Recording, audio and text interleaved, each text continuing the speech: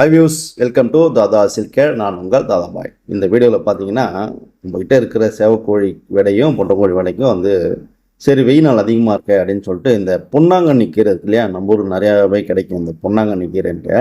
இந்த பொன்னாங்கண்ணி கீரையை நானே உங்கள் செடி ஒரு தொட்டியில் வச்சு வளர்த்து அதை கட் பண்ணிட்டு எல்லாருக்கும் சரி கொடுக்கலான்னு சொல்லிட்டு கட் பண்ணி கொண்டு போய் ஒரு முறத்தில் வச்சு சரி கொஞ்சம் பிச்சு பிச்சு போடலாமே இலையை மட்டுமே அப்படின்னு சொல்லிட்டு போட போனேன். ஆனால் அவங்களே என்ன பண்ணிட்டாங்க, உடனே நீ பிச்சு பிச்சு போகிற வரைக்கும் நாங்கள் வெயிட் பண்ண மாட்டோம், எங்களுக்கு பசி ரொம்ப இருக்குது, ருசியாக வேறு இருக்கும் போல இருக்குது, உடனே கொடுங்கன்னு சொல்லிட்டு அப்படியே அவங்களே டப்புன்னு மேலே ஏறி ஆட்டோமேட்டிக்காக அவங்களே சாப்பிட ஆரம்பிச்சிட்டாங்க. அந்த வீடியோ தான் நீங்கள் பார்த்துட்ருக்கீங்க.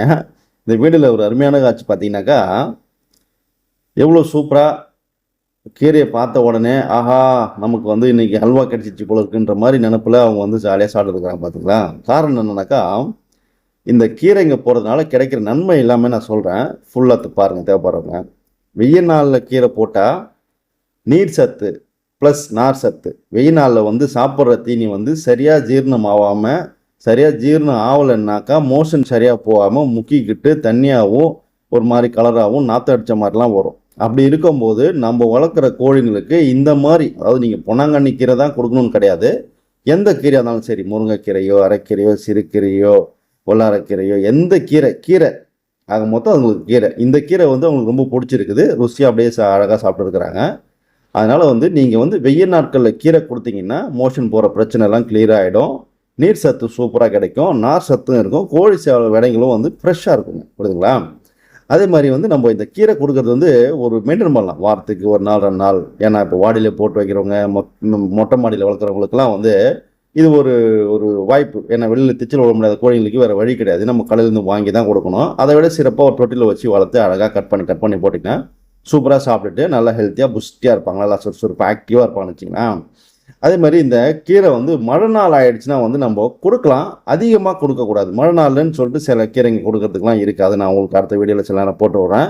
இருந்தாலும் வெயில் நாள் இருக்கும்போது எந்த கீரையாக இருந்தாலும் நம்ம அதிகமாக கொடுக்கலாம், கம்மியாக கொடுக்கலாமா இதுவோ கொடுக்கலாமா அவ்வளோ கிடையாது. அவ்வளோ அதுங்களுக்கு எவ்வளோ தேவையோ அதுங்க ஆட்டோமேட்டிக்காக சாப்பிட ஆரம்பிச்சிடும். ஓகே கைஸ், பாருங்கள். இதே மாதிரி நீங்களும் உங்ககிட்ட இருக்கிற கோழிங்களுக்கு கீரைங்க வாங்கி அதாவது துண்டாக அறுத்து போடுங்க. இப்போ இதுங்களை சாப்பிட்றதுன்னு சொல்லிட்டு நான் அழகாக உட்காந்துட்டு ஜாலியாக வீடியோ எடுத்துகிட்டு என்ஜாய் பண்ணிருக்கிறேன். நீங்கள் இந்த மாதிரி பண்ணாதீங்க, வாங்கினீங்கன்னா அப்படியே கத்தையோடு வச்சு நான் பண்ணுங்கள்.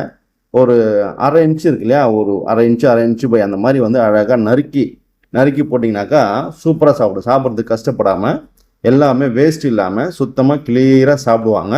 மறுநாள் பார்த்தீங்கன்னா அது மோஷன் போகும்போது பார்த்தீங்கன்னா அப்படியே அது வயிறே கிளியர் ஆகிடும், சுத்தமாகிடும், சூப்பராக இருக்கும். இது போடுறதுனால எல்லா பெனிஃபிட்டும் கிடைக்கும். ஒருத்தங்களா எப்படி நம்ம கீரை சாப்பிட்டா உடம்புல ரத்த ஓட்டம் இருக்கும், உடம்புல நல்ல சுறுசுறுப்பு ஆக்டிவாக இருக்கும், எல்லா சத்துமே கிடைக்குமோ அதே மாதிரி தான் கோழிங்களுக்கும் கிடைக்கும். அதனால தான் இந்த வீடியோ எடுத்தால் சரி ஓகே எல்லாருக்கும் ஷேர் பண்ணலாமேன்னு சொல்லிட்டு இந்த வீடியோ போட்டுக்கிறேன். பார்த்து என்ஜாய் பண்ணுங்கள். பாய் பாய். நான் உங்கள் தாதா பாய்.